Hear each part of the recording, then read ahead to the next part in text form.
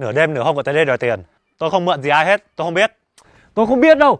Anh mà không trả tiền cho tôi ấy là tôi hét cho cả chỗ này nghe rồi đấy. Mọi người ơi, ở đây có lừa đảo.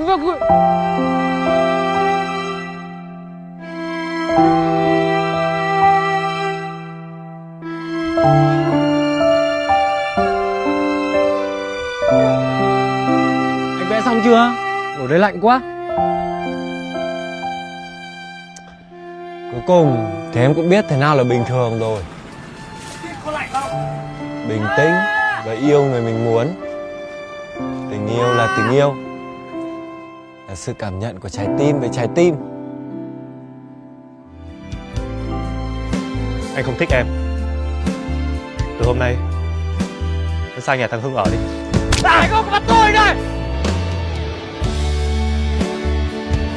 Tôi phải hỏi anh là ai mới đúng chứ.